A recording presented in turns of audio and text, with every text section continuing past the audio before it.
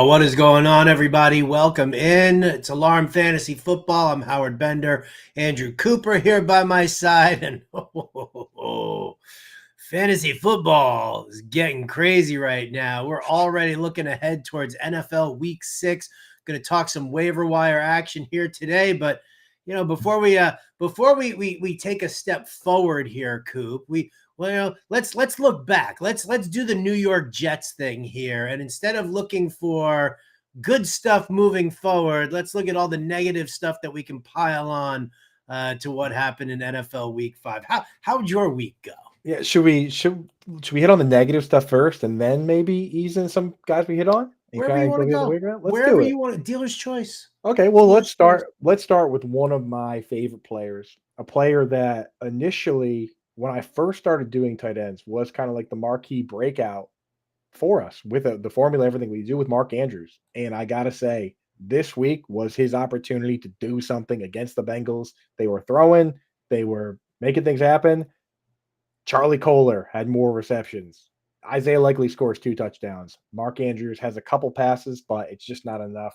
At this stage, like, we can't trust this guy. We can't trust him. He ran fewer routes than Isaiah Likely, scored the fewest fantasy points on the 3 tight ends. So yeah, Mark Andrews hurt me. George Pickens was a big play for us with the banged up secondary for the Cowboys. They made him look stupid, made me look stupid. So didn't like that one. And then just when Johnny and Pemba gets me sold on Deontay Johnson.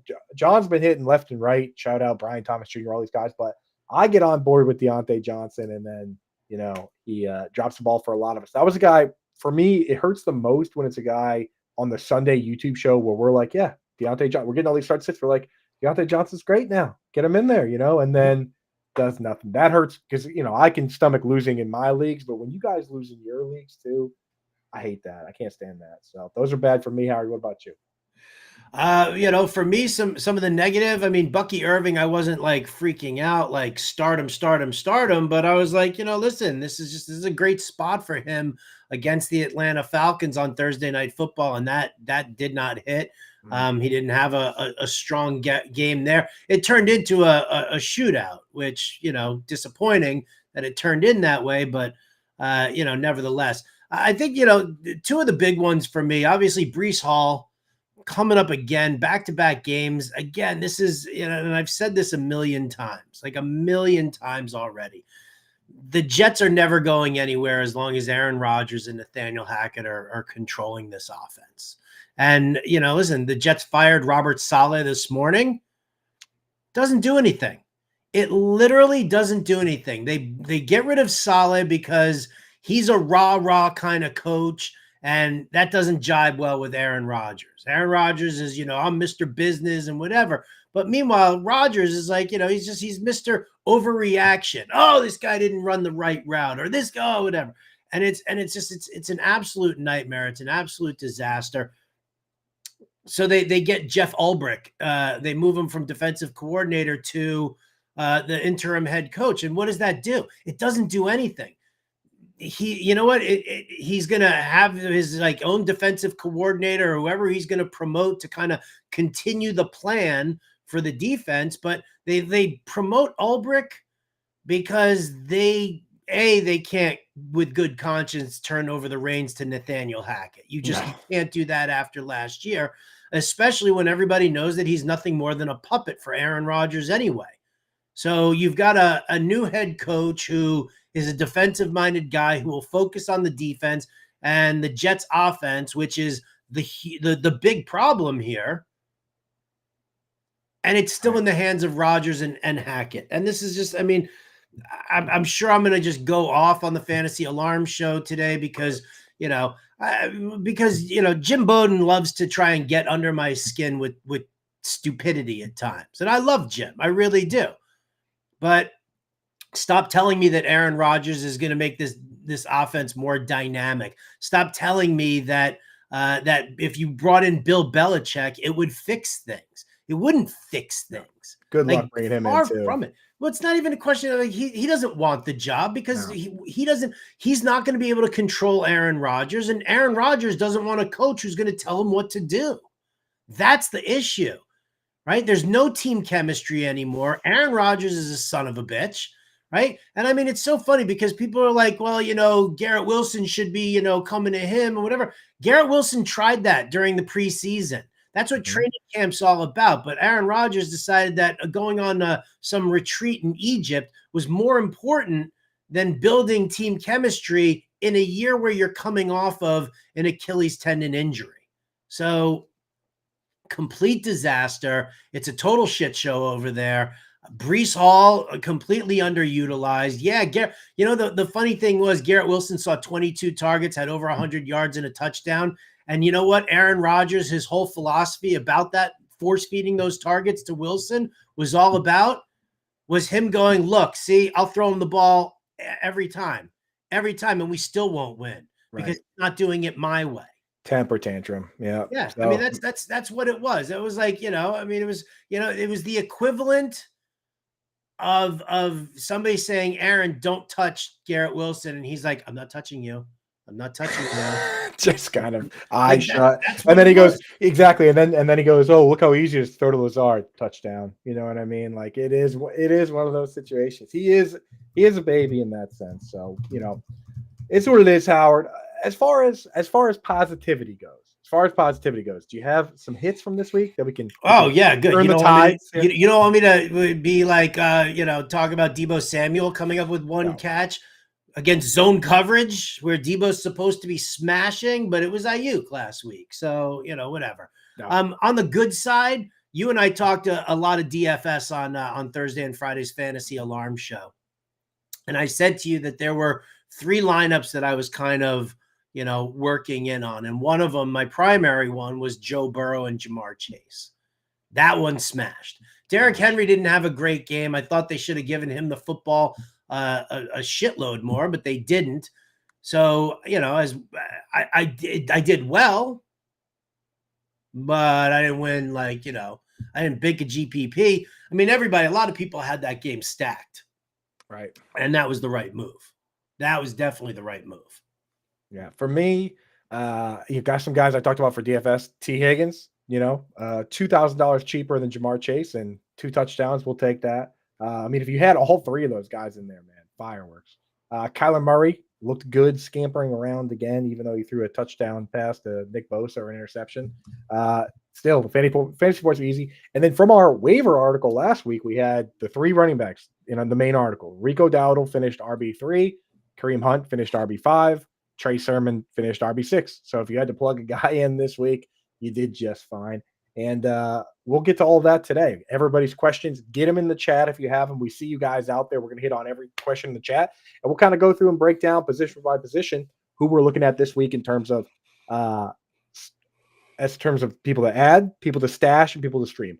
That's what I do with the waiver article every week. Those are up right now. It's 3 articles on Fantasy Alarm because there's a lot of different teams out there. There are some teams that are 1-4 now, and you got your back against the ropes, and you need to add guys to help you right now. There's some teams that are 6-0, and your team's a wagon, and you only want to stash upside plays that will actually crack your lineup. We have three articles. One is the waiver article. Those are the guys in the best combination of both. Guys you can add right now to use that do have season-long upside.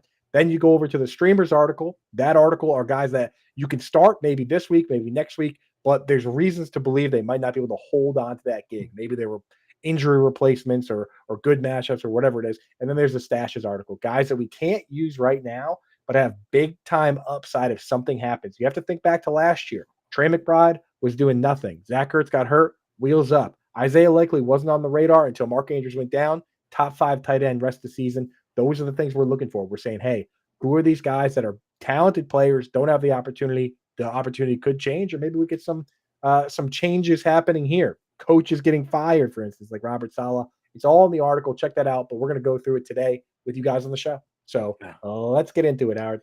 Should be a nice little best bet for Monday Night Football against the Bills. I don't even know what the spread is. I haven't even looked at it yet. But teams who fire their head coach mid-season come back and either win outright or cover the spread at least somewhere in the neighborhood of like 62 or 63% of the time. So we'll explore that. One of the things that's really kind of interesting right now with waivers, Coop, is that the bye weeks are here. We had 4 teams on bye last week. 4 teams on bye this week. 2 premier waiver wire targets, I think, this week for, shallow leagues, because deeper leagues, most of these guys should be owned. And if they're not, well, they need better competition. But coming off of that Chiefs game on Monday Night Football, both Kareem Hunt and Juju Smith-Schuster really shined. Now, the Chiefs are on a bye here in week 6. So the question is, I think that these guys are both major targets. Like, Kareem Hunt is the starting running back for the Kansas City Chiefs. You heard all the rah-rah stuff during the broadcast last night. He's so happy to be back. He's so humble about being here.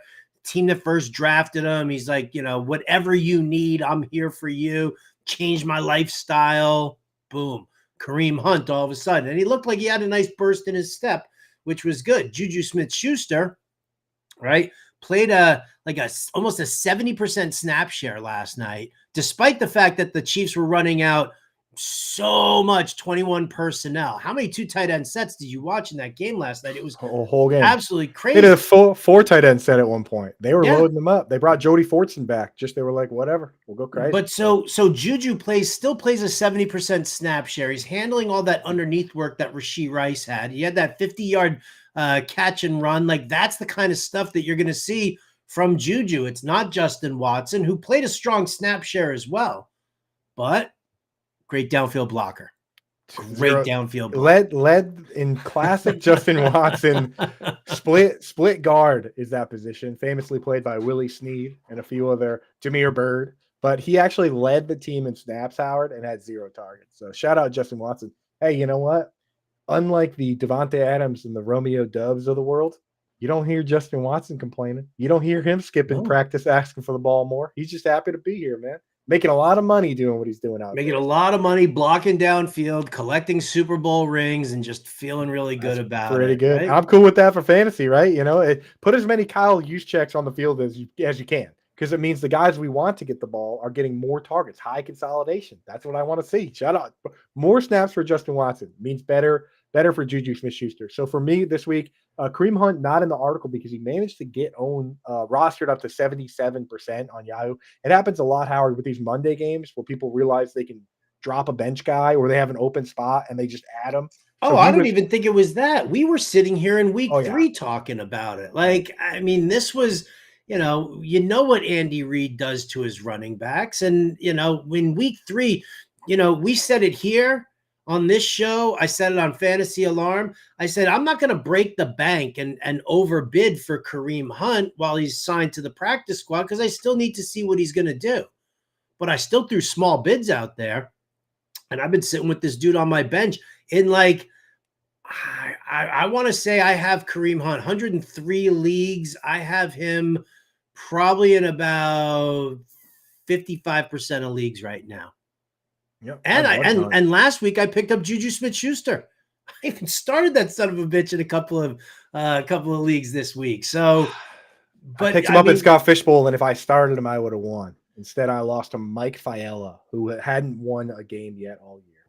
So how do you handle a guy like Juju, who should command a pretty substantial amount, but doesn't play this week?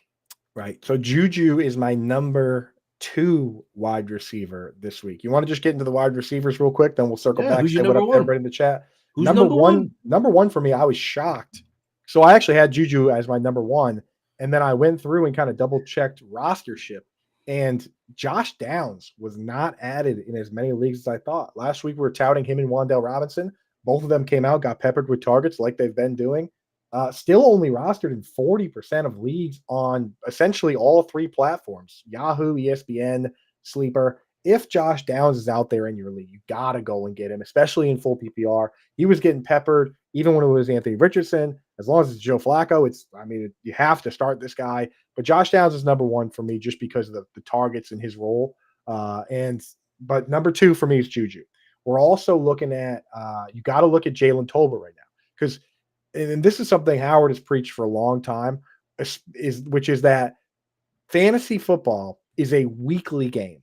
There's a reason we don't like lean too heavily into rest of season rankings. We'll do stashes articles and we'll do stuff like that, but it's a weekly game at its heart. You have to win these weeks and put yourself in a position to get that bye week and make the playoffs, make the tournament at the end, and win that way. And if Jalen Tolbert is going to be sitting there with Brandon Cooks on IR, missing a minimum 3 more games, then Jalen Tolbert absolutely is an ad, especially given what we saw this week where he got 10 targets. It's not his first big target game either. Week 2, he got 9 targets. So we're looking at it that way. Like you got to win these games. He's an ad right now. And then the other one is somebody we talked about before as more of a stash. He's in the main article this week, but Jalen Polk. He played every single snap, and they're going to change the QBs.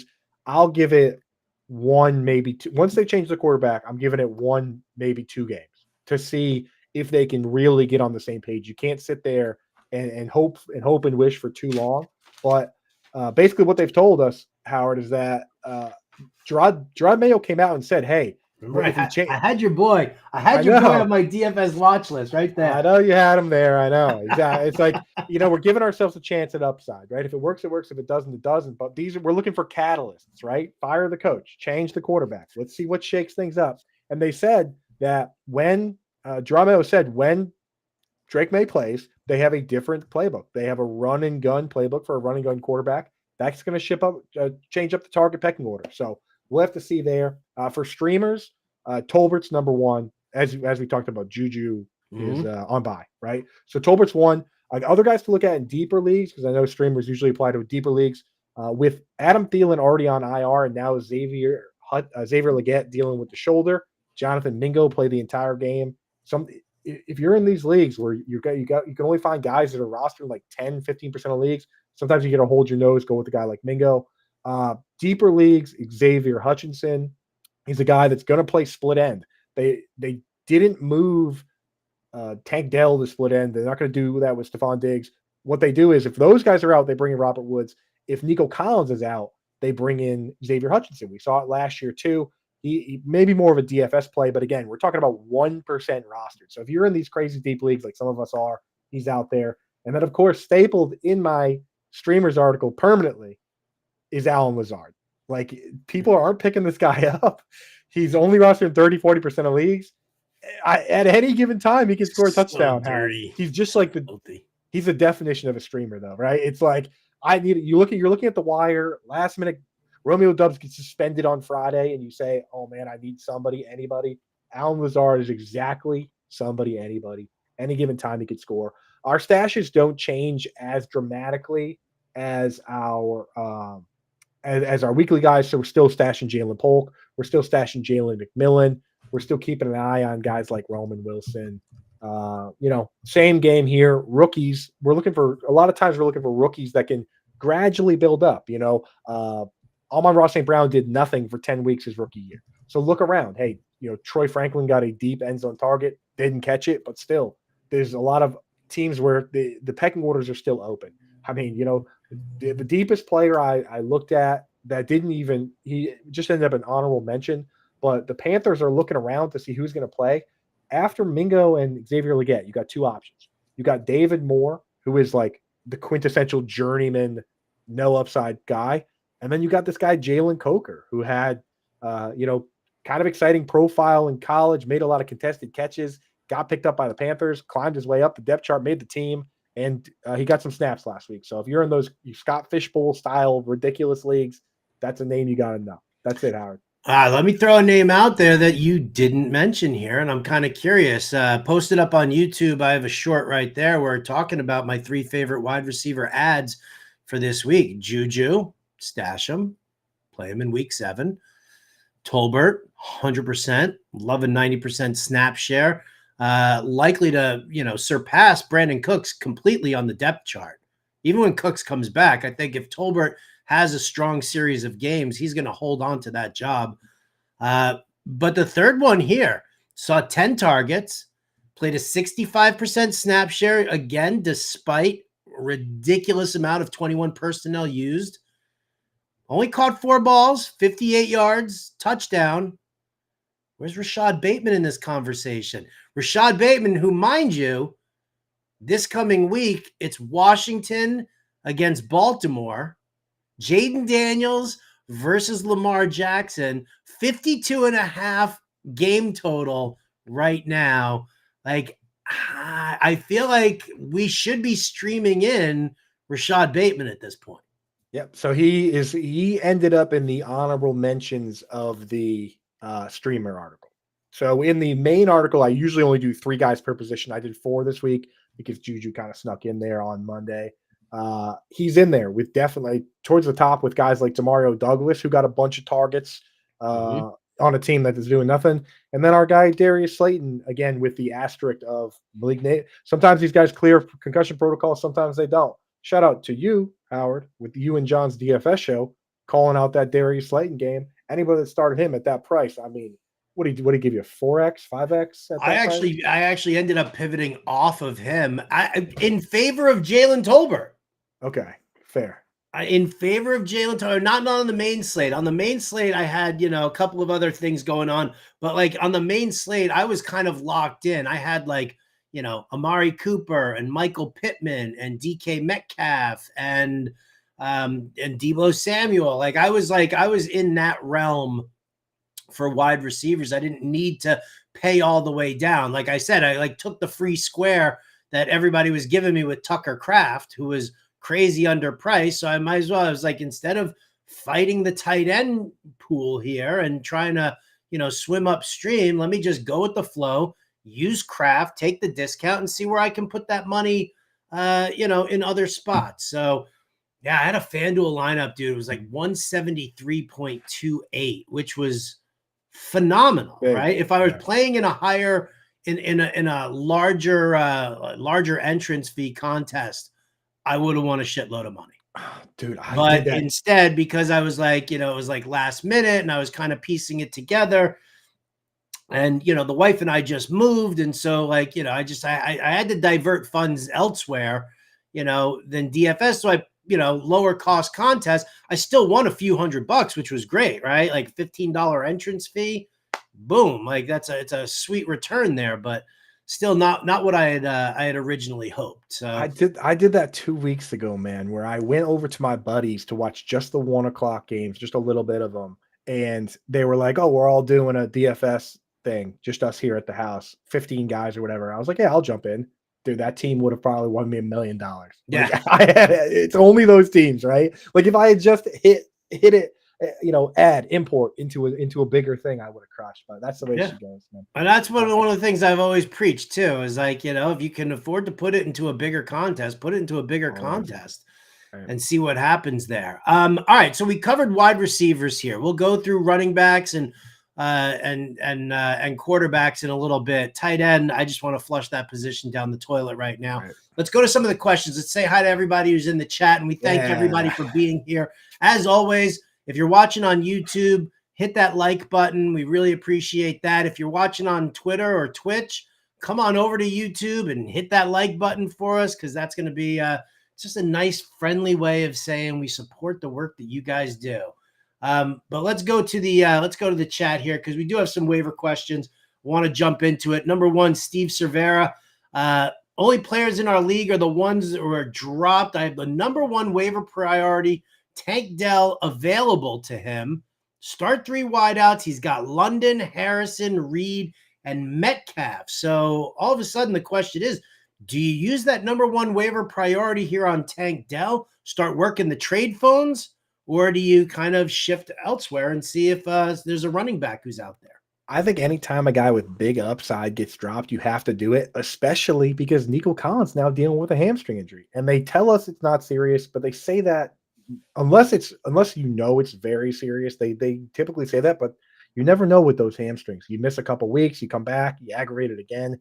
People forget that Nico Collins, the first 2 years of his career, was not much different than Christian Watson. He could not stay on the field. And he also got hurt last year. He's been hurt every single year. And then now he's hurt again this year.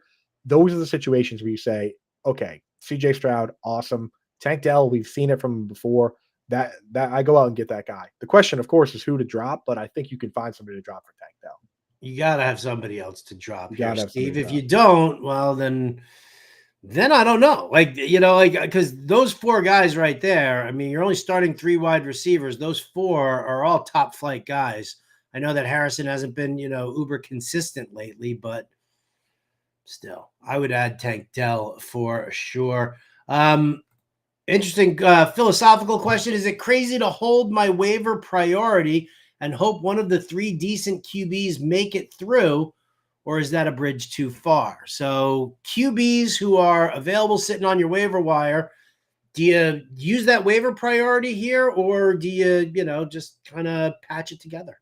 I've almost never done that. Unless it's super flex, I almost never use a priority on them. I'll use Fab, but I can't remember last time I said I have to have this quarterback. I'm going to use the top priority. It's too easy of a position in a single QB to piece together. So I'm not doing it. How hope they sneak through. I mean, it's just there's too much to be won, and we keep saying it. We start panicking, right?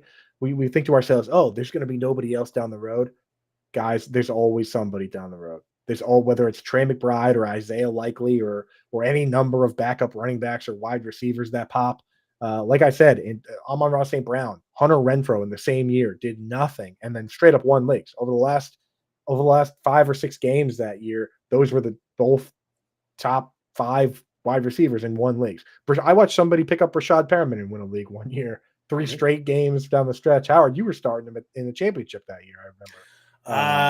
That year, yeah. Well, I can't remember. I've also seen you. Isaiah Hodgins was like my championship MVP that one year for FSGA. I won a league starting Tim Hightower down the stretch. There you go. I think we've all kind of done that, right? Off Tim the couch. Hightower. Yeah. So like those guys come out and win you leagues. If it's super flex, then of course. But in single QB, I'm not doing it. I'll scrap. Open up the streamers article. Scrap.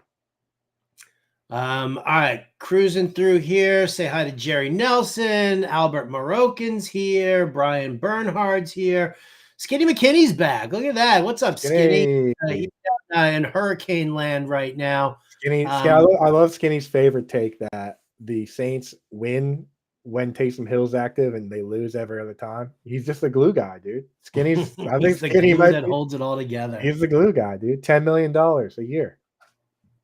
Anthony Capici wants to know, should I trade Garrett Wilson for Tyreek Hill in our PPR redraft?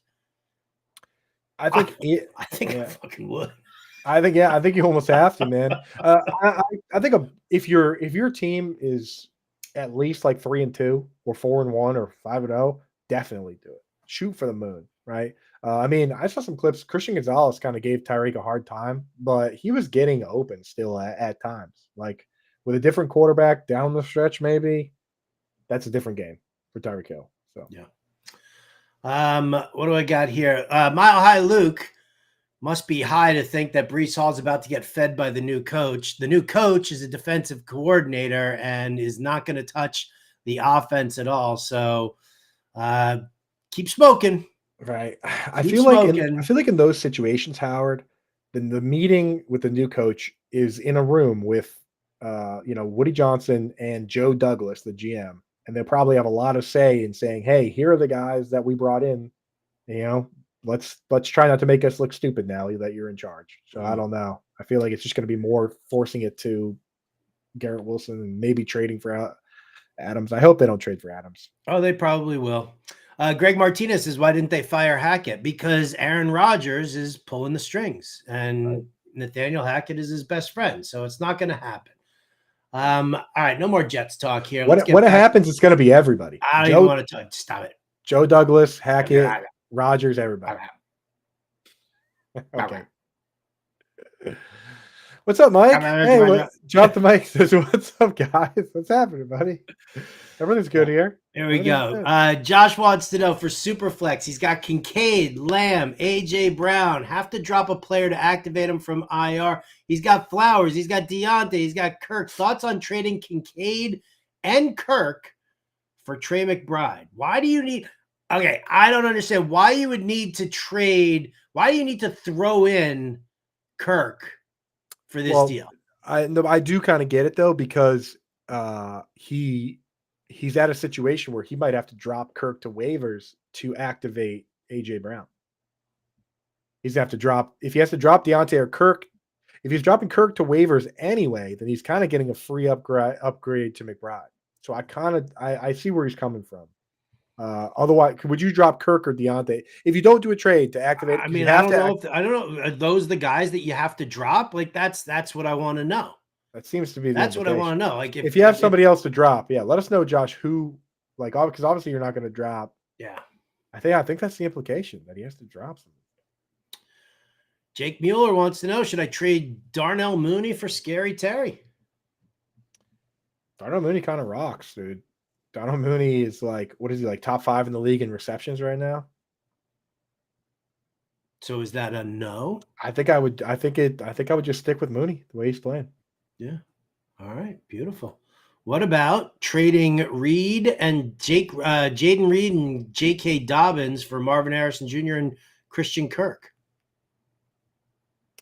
I mean, that's going to boil down to your roster composition. I think it's a fair trade. So if you have all sorts of running backs, then do it. But running backs are hard to come by. So you better be loaded at running back if you're going to trade a starting running back away in the modern NFL, buddy, because it is ugly out there, man. Yeah. More Jets talk in here. Blah, blah, blah. Oh, here we go. Remove Roshan Johnson from my taxi squad and drop Zay Jones. So Zay Jones just got activated off of the suspension, the NFI list, right? So he's back from his suspension.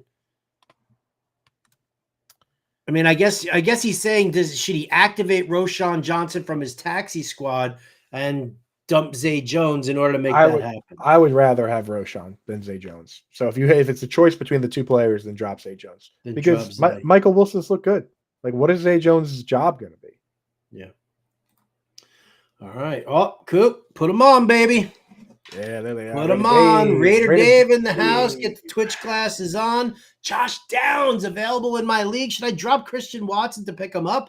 I've got the number 2 waiver spot, full PPR, 10 teams. He's in second place. He's got Diggs. He's got Brown. He's got Higgins. He's got JSN. And he's about to get himself a little Josh Downs. You got to get him in full PPR, man. I'm a big Christian Watson guy. I'm still stashing him where I can. If that's your worst player, and clearly it is, get him out. Get Downs in there. Downs is going to be more helpful. He's just going to be more helpful to your team. I like it. Combat Cash Club says, if you have Singletary, do you panic? I mean, if Singletary was a pillar of your team, then you're already kind of in trouble, my guy. You're already kind of a little bit of trouble as is. And Tyrone Tracy looked awesome. Tyrone Tracy, to me, I think Eric Gray looked good. Yeah, I think this is a good moment, Howard, maybe to pivot in and hit the RBs quick, and then we'll jump back in the chat.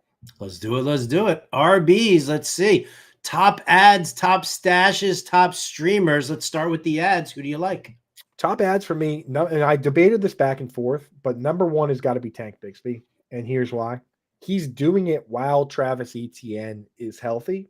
It's just a safer play. It's a guy that even if they split down the middle, he's the more productive player right now, just like the Bucky Irving situation. I feel comfortable putting him in there. He's got back-to-back games of 90 and 100 yards. The coach, Doug Peterson, can say whatever he wants. Our guy, Coach Speak Index, already came out and pointed out that Doug Peterson has a 30% trust rating over there. So I don't believe a word that guy says anyway. At a certain point, I don't care who went to college and who's best friends with the quarterback. You have to go with the guy that's productive, especially if you're 1-4, 2-3. You got to go with the guy that's producing. So it's Tank Bigsby, number 1. Tyrone Tracy, though, I will splash a bunch of fab. This is the kind of upside you got to chase. It's a rookie. It's a converted wide receiver. He ran the ball great this week. He looked good. The problem is Singletary could come back and he could go back in the bottle. But you got to chase upside with these leagues. Add these guys that have a chance to just be a star that we haven't seen play yet. And that could be Tyrone Tracy. The other thing I will add is that if you need somebody to go right into your lineup this week, there could be an argument that Tyrone Tracy, if Devin Singletary misses again with the groin, might be honestly the even better streamer. Like, I have him ahead in my streamers article because Singletary might miss, and the Giants are facing the Bengals this week on Sunday Night Football. So, and again, they've been a bottom 3 team in yards allowed. So those are the top 2 dogs for sure. No question. With a bullet by far. There are 3 guys I would use my number 1 overall. Well, 4 if you count Kareem Hunt. If Kareem Hunt is still out there, use your number 1 priority on him. I would use my number 1 priority on Josh Downs. I would use it on Tank Bigsby. I would use it on Tyrone Tracy. There you go. All right. All right. For streamers, Yeah. Antonio Gibson has carved out, even if Ramondre Stevenson earned his job back, even before that, Gibson was playing plenty. It's a two-man show, right? So he's gotten at least 7 touches in every single game. This week, even though when he started, he tied his lowest touches for the year with 7. For a pass catching back, if a couple of those are receptions, he's getting a couple carries, I'll take that. So he's a streamer. Tyler Algier, as long as Bijan's had the shoulder. Now I guess he's got a hamstring. Bijan went from 80, 90% rostership down to, snap share down to 60% or so. If Tyler Algier is going to play and look good, we'll get him in there. And then in deeper leagues, Emmanuel Wilson is still a guy where we look and say, hey, you know what? They were able to run a lot this week. So was Josh Jacobs. Jacobs still only caught 1 pass. Emmanuel Wilson still could potentially have that role. And again, there's only 2 guys there until Marshawn Lloyd gets back. So it's like, we take those chances. For stashes, a lot of the same names. Keep an eye on Braylon Allen, Ray Davis. We talked about Keaton Mitchell last week. A couple of names we added. Blake Corum. Howard got some carries this week. He hadn't touched the ball since week 2. Ronnie Rivers didn't even play. So that's an option there. Blake Corum moving on up. Honestly, maybe even ahead of Ray Davis for me because Ray Davis didn't touch the ball this week. And then a guy that was activated from injury that we were intrigued by earlier this year. He was active but didn't play this week is Dylan Laube, right? When you have teams that are just kind of blowing it up, giving guys shots, who knows, So we're talking very deep leagues and dynasty leagues and stuff like that for Dylan Laube, but we try and cover. We know, based on Ann Dunn's questions every week, we know you guys are in a wide range of leagues, from shallow leagues to insanely deep. So we try and cover everybody. Did I miss anybody there, Howard? No, I think you got it. Ann actually had an interesting question in the chat for your stash plays here. Like, what kind of fab are you thinking? How conservative are you when it comes to knowing that you're not going to be starting this guy this week? You're probably not going to be starting him maybe even next week. But so if it's a guy who has handcuff plus potential, you got to drop fab because other people are really struggling. So if it's a guy like Braylon Allen and he's still out there, you have to drop fab on him because he can potentially be started and then those guys get scooped up. If it's these guys like Blake Corum, Keaton Mitchell, I wouldn't drop. Like I try to sneak those guys in after it runs. Keaton Mitchell is especially the reason he's in the article is that he can be put into an IR spot. So he's a guy that I'm not touching unless I have an IR spot because we know that he's not close to ready yet. But I just look at that Ravens offense with Derrick Henry, and if anything happens, God forbid, the King has been so good, but you can't just rely on Justice Hill. So you're going to have somebody else. So that's an IR spot stab. Nobody else, because there's not a big enough difference between the Blake Corums and the Ray Davises of the world and the Trey Bensons of the world for me to spend money to differentiate. So if they're all out there, just wait and scoop up Blake Corum. All right, makes sense. Millie Mills is looking for start sit. Millie Mills, come back tomorrow's show. We'll do start sits. We answered some trade questions today. We're slipping a little bit. Well, Howard. you know what I mean. We're trade slipping. Questions. I think that's kind of maneuvering your roster in order to maybe clear spots for waivers, things like that. I'm more inclined to talking about a trade question than I am to do a start sit, especially when it's none of the players are playing until Sunday's game anyway. So you got to pump the brakes on that one a little bit. Mile High Luke in town here. FFPC dropping Noah Gray or Eric All for Juju as my tight end too. I would drop both of those guys in order to get Juju in there. Like, I get it. FFPC's tight end premium, but are those guys really going to move the needle as much as Juju will, considering how many flex spots you probably have?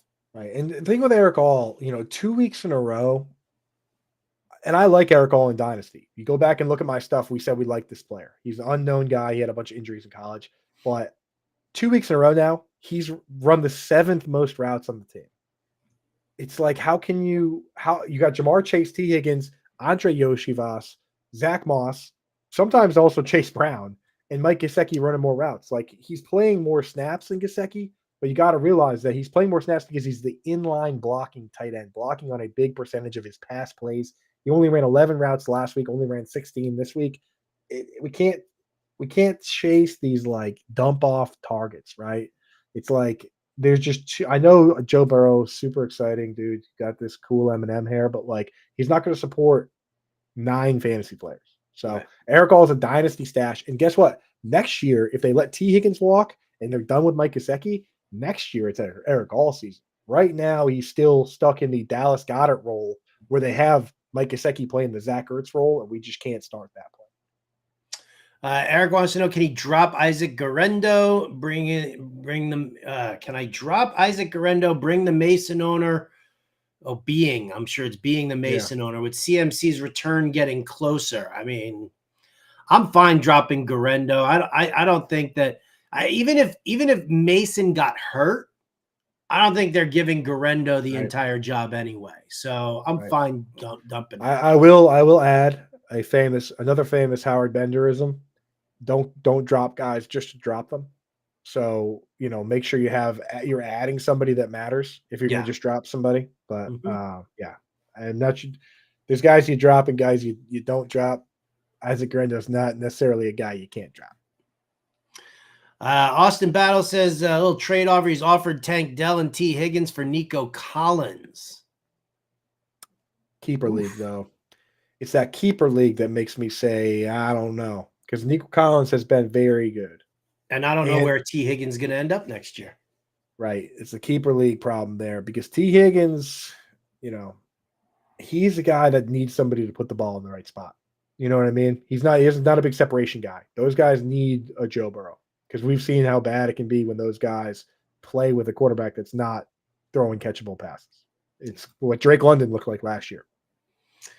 Ann Dunn's got a little running back waiver question here. She's got Chuba, Rashad White, Chase Brown, Bucky Irving, and Devin Singletary. Anybody worth dropping to add Jalen Warren, Tank Bigsby, or Tyrone Tracy as a cuff? Yeah. Oh man, actually, would you drop Bucky for Bigsby, Howard? They're like the No. same. It's like the same guy. Yeah, it is. It's like it is the same guy. And again, I think, because that's the thing. You've got ETN as the lead. Granted, he's got a little bit of a bum shoulder right now, but Bigsby's carving out a bigger role for himself. Bucky's doing the exact same thing with Rashad White. So Hmm. I think that is pretty much the exact same guy. So I'd Yeah, probably just stay put. too much of the same guy. And again, Yeah. Singletary, it's like you don't if you can drop a wide receiver or something to add Tracy and just kind of give yourself a chance at whoever the guy is, if there is a guy, but that could still be a split backfield. And then now you have a 50-50 back. I wrote about it in the article. I was like, just know that a 50-50 backfield for the New York Giants means you got nothing. Yeah. Here we go. More trade questions. Should I trade Jordan Mason for Devon Achane? You know, Yeah, Barkley and is Gibbs. Achane ever going to be healthy? I don't know. He's got a Like, concussion. I want to add Jalen Wright to my roster. Knowing that Mostert's always banged up, that Achane is always banged up, I want to add Jalen Wright to my roster. Because so Achane's got the concussion. So I typed Jalen Wright's name into the streamers article, Howard. I had to remove him though.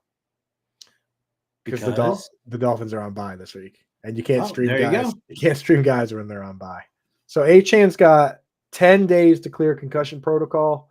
I think at 4-1 with Barkley and Gibbs. I think I try and shoot the moon with Achane, Howard. Would you? Does Jordan Mason go back in the bottle here? That's the thing. It's not a question. Does he go back in the bottle? Does McCaffrey genuinely come back? The rumors are swirling. Yeah, rumors. Yeah, but are they genuine rumors? Who's giving the who's throwing out the speculation here? Like, that's who I want to know. Is it the organization that's talking about it? Is it Kyle Shanahan who's talking about it? Or is it some beat writer who's like suckling at the teat that is Kyle Shanahan so he doesn't get kicked out of the locker room? Like, that's a tough one for me. I don't necessarily know. I've been a big proponent of, if you can get somebody who you are going to no-brainer start week in, week out in exchange for Jordan Mason, then I'm okay doing it. But Achane isn't that guy anymore. and Yeah. he's always going to share the role. And he's even if he clears concussion protocol, 10 days for Raheem Mostert to be healthy, 10 days for Jalen Wright to stand up. I mean, that to me is just, you're taking a guy who, yeah, could he lose value with McCaffrey coming back? Sure, of course he could. But for the same token, what if McCaffrey doesn't come back? Right. And then you And just traded the lead running back for the San Francisco 49ers for a part-time guy on an offense that's dog shit as it is right now. And even, maybe Tua comes back. Maybe Tua doesn't come back. What happens then? There's too much. To me, there's too much. I want bird in the hand right now. Yeah, keep Bird Mason in then. hand. Yeah, because you need Achane to come back. You need the splits with Mostert and Wright not to be a big deal, and then you need Tua to come back. It's like there's a lot of moving parts. There's a lot of moving parts because Achane's been rough. He was so good those first couple games, mostly on catching passes, but he's been rough since then. All right. Oh, Rod Elliott was in the house early, and his question didn't get posted. Oh, Rob, here you go, Rod.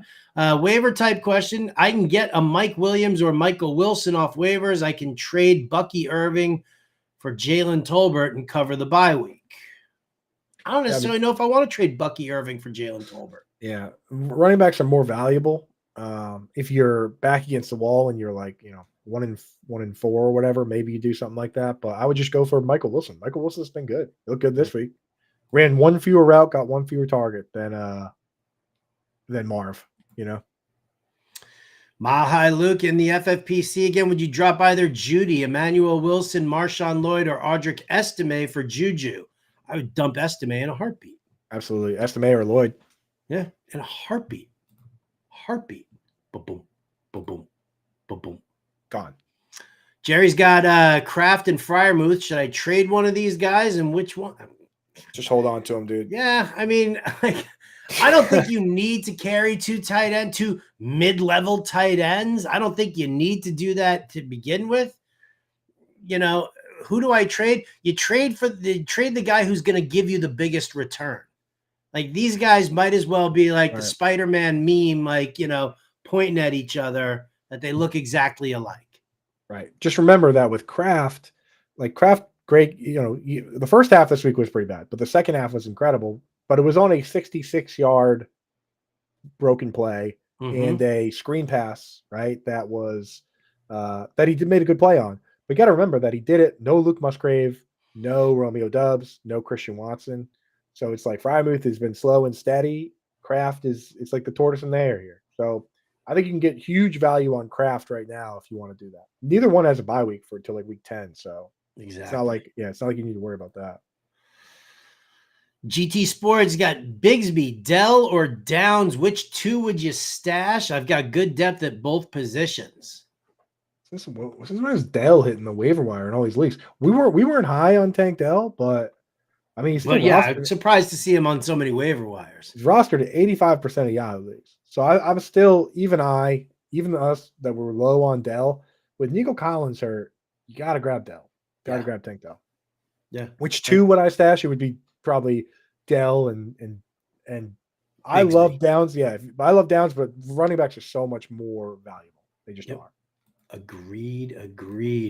And Dunn wants to know, drop Leggett for Tolbert, Polk, Dobbs, Wilson, and Palmer. Well, here we go. I mean, this is where we're at right now, because this is that revolving door that everybody loves. Everybody picked up Leggett last week because everything was a possible smash spot. He ends up getting hurt, and he's out of the game. So now we got to rotate it in again. Out of that crew there, I would say Tolbert is probably my favorite of the group. For sure. But maybe you think differently? Nope. Tolbert's good. Three games minimum you can utilize Tolbert. And we don't know when Shakir's coming back. So you might need to be using him right away. Yeah. Greg wants to know, should I be concerned with the Dak Lamb drama? No, I don't think so. The Lamb is doing what every wide receiver does, is looks at the quarterback and says, throw it to me for. You know what I mean? It's like if it's just it got caught on camera. But that happens every game at every level. And the wide receiver, usually they pull you aside. I played quarterback in high school, and my buddies, we'd be playing basketball, and they would be like, hey, can you talk to the coach about calling more plays right at the ball? It's like, Do you think I have any say in the play calling for the team, this high school team? Yeah, for our sophomore JV team, you think I can get you the ball, to the like, tight ends and stuff? I'm like, dude, I'm hoping they call my number. You know what I mean? It's like at every level, every person, every wide receiver says I want the ball. That's going to always be the case. Don't worry about that. All right, we are at our 10-minute warning here, Coop. So we got to bump this into a little bit more of a rapid fire, even though that never works for us. Let me put on the rapid fire glasses. There we go. And Dunn says, in a keeper league with no IR spot, what do I do with Rashee Rice? Try to hold. Then I'm worried about suspension next year. Don't worry about next year. Don't worry about next year. This year, that's the concern. He's having the procedure done today, so you will know probably whether or not there was more than just the LCL ligament damaged. So I would just hold off and wait right now. For sure. Wait and see what we get. But I mean, got to keep that guy in a keeper league. I feel like if you have enough spots. Definitely. Would you trade Amon-Ra for Saquon? I've got London, AJ Brown, Neighbors, Brian Thomas, Cup, Achane, and Connor. Hell yeah. I would in a heartbeat. Saquon rocks. Amon-Ra St. Brown also rocks, but your wide receivers are great. London looks good. AJ Brown, Cup, it'll be fine. Neighbors. Dude, how do you even start all these guys? What do I got here? I got Boston Rebels, 12-man PPR. He's 1-4. He's got Jaden Daniels, Gibbs, Connor, St. Brown, Garrett, Jake Ferguson, Debo, Odunze, Brown, Juju, Allen, Sermon, Kraft. Trade ideas? Yep, trade for 2 for 1 for the best wide receiver you can get. Yeah.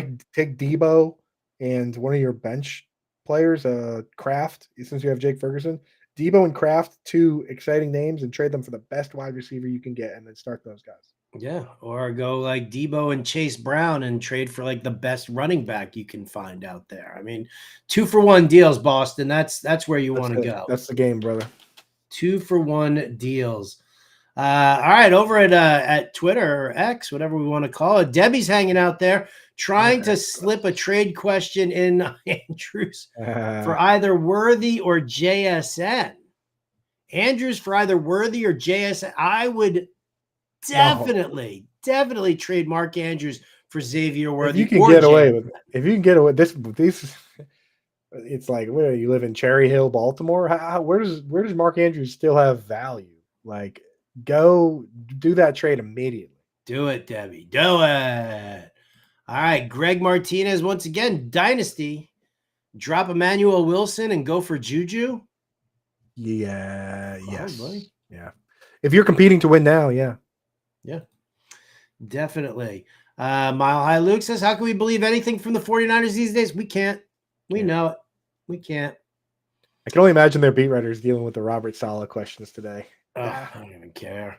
Noah Hartman, full PPR. You guys dropping any of Roshan, Dobbs, Henry for Jalen Wright?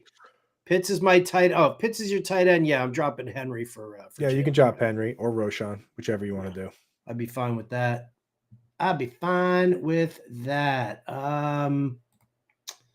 Ooh.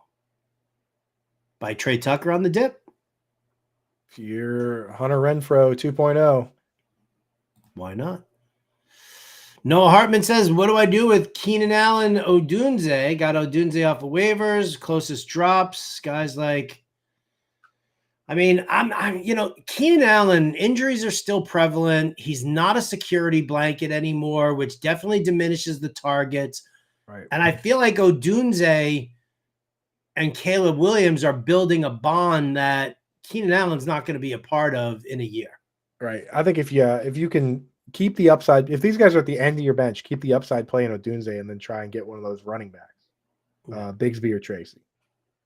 Because if you got those guys on your bench, then even Jalen Tolbert, you're going to sit there and how often are you going to click the button on Tolbert?